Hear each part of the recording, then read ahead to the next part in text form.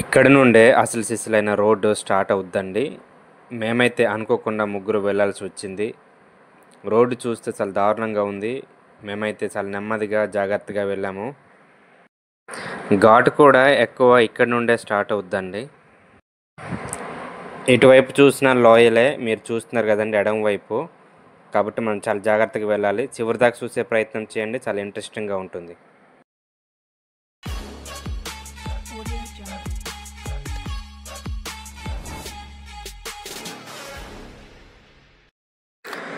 Hi అండి, అందరికీ నమస్తే. అందరూ ఎలా ఉన్నారు? నేనైతే చాలా బాగున్నాను. మీరు తమ్మునేల్లో చూసినట్లే గొంజేగూడ, అదే రేగుమనగూడ అండి. ఇది సీతంపేట మండలం, పార్వతీపురం మన్యం జిల్లాలో ఉంటుంది. నేను ఈరోజైతే ఈ గ్రామానికి నేనైతే వెళ్తూ ఉన్నాను. మా స్నేహితులతో పాటు మేమైతే భోజీకి వెళ్తూ ఉన్నామండి. చివరి దాకా చూసే ప్రయత్నం చేయండి. నేను ప్రతి వీడియోలో ఏ గ్రామానికి వెళ్ళినా నీటి సౌకర్యం ఎలా ఉంది, రోడ్డు సదుపాయం ఎలా ఉంది, కరెంటు సదుపాయం ఉందా లేదా అన్నది నేను మీకు వీడియో రూపంలో తీస్తూ మీకు చూపిస్తూ ఉన్నాను. కాబట్టి మన వీడియోస్ని నచ్చినట్లయితే ప్లీజ్ లైక్ చేయండి, షేర్ చేయండి, సబ్స్క్రైబ్ చేయండి. మరి మీరు చూస్తున్నారు కదండి, మా ముందు వెళ్తున్న వారు మరి గొంజేగూడకే వెళ్తూ ఉన్నారండి. మీరు తమ్మునేలో చూసినట్లే గొంజేగూడ అనేది మీకు కనిపిస్తున్న కొండ అంచుల్లో ఉంటుందండి. ఆ ఎత్తుకి మనం వెళ్ళాల్సి ఉంటుంది. రోడ్ అయితే చూస్తున్నారు కదండి, రాళ్ళు తేలిపోయి ఉన్నాయి. ఇంకా ఇన్కంప్లీట్గానే ఉంది. నా ప్రతి వీడియోలో రోడ్డు, ప్రాముఖ్యంగా రోడ్డు ఎలా ఉంది, గిరిజన ప్రాంతంలో రోడ్డు కంప్లీట్ అయిందా లేదా, సీసీ బిట్టా లేదా తార్ రోడ్డా అన్నది మీకు చూపిస్తూ ఉన్నాను. ఈ రోడ్డు అయితే ఇంకా ఇన్కంప్లీట్గా ఉందండి, రాళ్ళు తేలిపోయి ఉన్నాయి. మనం చాలా జాగ్రత్తగా ఉండాలి, జాగ్రత్తగా వెళ్ళాల్సి ఉంటుంది. అక్కడక్కడ సీసీ బిట్లు అయితే ఉన్నాయి. ఈ గ్రామం వచ్చేసి కొత్తగూడ అండి.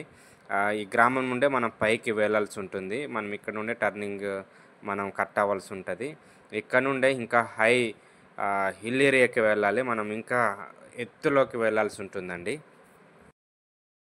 మేమైతే ముగ్గురు కావడం వల్ల మా బండి అయితే చాలా స్లోగా వెళ్తూ ఉంది. ఫస్ట్ గేర్లో వెళ్తూ ఉన్నామండి. కష్టం మీద వెళ్తూ ఉన్నాము. ఏదేమైనప్పటికీ చాలా స్లోగా అయితే వెళ్తూ ఉన్నాం. ఇక్కడ నుండి తెలుస్తుంది మనకి. ఇదే ఇక్కడ నుండే రోడ్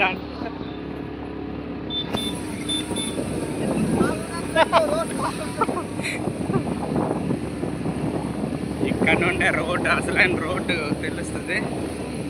మేము పైగా త్రిపుల్ వెళ్తున్నాము. పెళ్ళంటే అన్ని కులాల్లో, ప్రాంతాల్లో హడావిడి ఉంటుందండి. మా గిరిజన ప్రాంతంలో ఇంకా హడావిడి అయితే బాగా ఉంటుంది. నిజంగా ఎందుకు ఇవన్నీ చెప్తా ఉన్నానంటే, పెళ్ళి మాకు ఒక లిమిట్ ఉండదండి. 1500, 2000 కార్డులు అయితే లేదా 3000 కార్డులు అయితే కుట్టిస్తాము. అదే ప్రింట్ చేస్తాము. ప్రింట్ చేసి స్నేహితులకి, బంధువులు అందరూ చుట్టుపక్కల గ్రామాలకైతే మేము పనిచేస్తాము, ఇన్వైట్ చేస్తామన్నమాట. సో వాళ్ళందరూ తప్పకుండా స్త్రీలు, అదే లేడీసు, జెంట్స్, పిల్లలు ప్రతి ఒక్కరైతే వస్తారు.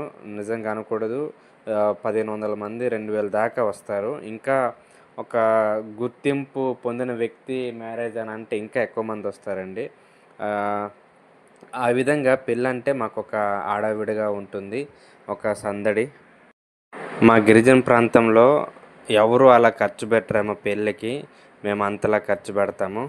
ఆ భోజనం విషయంలో నిజంగా అన్ని విషయాల్లో కూడా మేమైతే బాగానే ఖర్చు పెడతారండి. ఇవన్నీ ఎందుకు చెప్పాను అంటే, మనం చేరుకున్నాక మీకు తెలుస్తుంది. పార్కింగ్ ప్లేస్ కూడా మాకు దొరకలేదు, అంతమంది జనాలు అయితే వచ్చారు.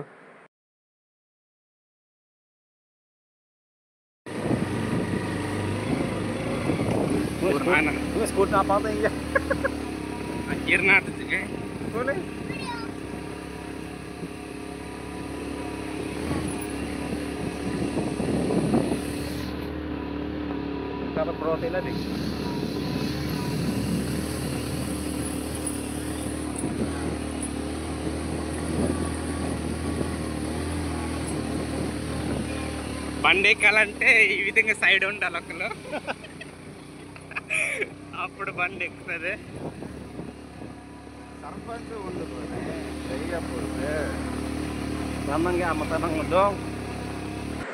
ఎట్టకేలకు ఆ గ్రామానికైతే దగ్గరికి చేరుకోవడం జరిగిందండి.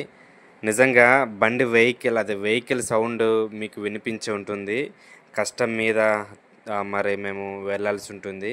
పైగా త్రిబుల్ కావడం వల్ల చాలా ఇబ్బందిగా వెళ్ళింది. కొన్ని వెహికల్స్ అయితే ఎక్కలేక నెక్స్ట్ ప్లేస్ లేక మరి అక్కడే ఉంచేశారు. చూడండి అక్కడక్కడ ఊరు దగ్గరలో అయితే సీసీ బిట్‌లు ఉన్నాయండి. మిగతా చోట్ల అయితే మట్టి రోడ్డే. రోడ్ అయితే చాలా దారుణంగా ఉంది. రాళ్ళు తేలిపోయి ఉన్నాయి. పడిపోతే ఇంకా చాలండి మొత్తం చెక్కేస్తాయి. కాబట్టి చాలా జాగ్రత్తగా మీరు థంబ్‌నెయిల్ చూసినట్లు బైకర్స్ అయితే చాలా జాగ్రత్తగా వెళ్ళాల్సి ఉంటుంది. ఎట్టకేలకు చేరుకున్నాము. అయితే మా బండి పార్కింగ్‌కి ప్లేస్ దొరకలేదండి. రోడ్డు ఇరువైపులా బళ్ళైతే నిండిపోయి ఉన్నాయి. ఎక్కడ చూసినా బళ్ళే. రోడ్ ఎలా ఉందో మీరు చూసారు కదండీ. కానీ ఈ కొండ మీద నిజంగా ఎలా ఇల్లులు కట్టుకున్నారంటే చాలా చక్కగా కొంతమంది అయితే ఇల్లులు కట్టుకున్నారండి. స్లాబ్ ఇల్లులు ఉన్నాయి. చాలా చక్కగా అయితే కట్టుకున్నారు.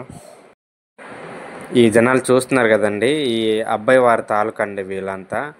ఇప్పుడు రిటర్న్ అయిపోతున్నారు. భోజనాలు చేసేసారు. రిటర్న్ అయిపోతున్నారు. రేపు పెళ్లి జరుగుతుంది. ఈరోజు ప్రధానం జరిగింది. మేమైతే రిటర్న్ వెళ్ళిపోతున్నామండి. ఎందుకంటే భోజనం అయిపోయింది. రిటర్న్ అయిపోయాము.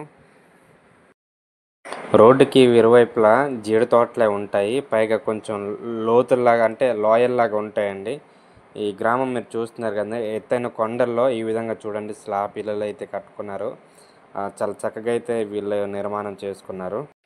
మా గిరిజన ప్రాంతాల్లో ఉండడానికి ఇల్లు, కట్టుకోవడానికి బట్టలు, ఈ విషయాల్లో అయితే మరి ఇబ్బంది అయితే ఉండదండి. ఏదో ఒక విధంగా ఉంటారు. రేకిళ్ళలోనో లేదనంటే పూరింట్లోనో ఉంటారు. తృప్తిగా ఉంటారు. బట్ ఒకటి రోడ్డు అయితే సౌకర్యం ఉండదండి. రోడ్డు సౌకర్యం ఇబ్బందిగా ఉంటుంది. కరెంట్ ఎలాగో సదుపాయం ఉంటుంది. రోడ్డు ఒకటి, నీళ్ళు ఒకటి ఇబ్బంది ఉంటుందండి. అలాగని అన్ని గిరిజన గ్రామాల్లో నీళ్ళు ఇబ్బంది అయితే ఉండదు. కానీ కొన్ని ఎత్తైన ఈ గిరిజన గ్రామాలు ఉంటాయి కదండి. అలాంటి గ్రామాలు అయితే నీళ్ళ సమస్య ఉంటుంది. సమ్మర్ వస్తే చాలండి వాళ్ళకి తాగటానికి ఇబ్బందిగా ఉంటుంది. కొంతమంది అయితే పైపుల సాయంతోనే వాటర్ అయితే తెప్పించుకుంటారు. కాబట్టి ప్రభుత్వాలు గుర్తించి రోడ్డు త్వరగా వాళ్ళకి సీసీ బిట్ అయినా మరి రోడ్ నిర్మాణము కల్పించగలరని నేనైతే ఆశిస్తూ ఉన్నాను.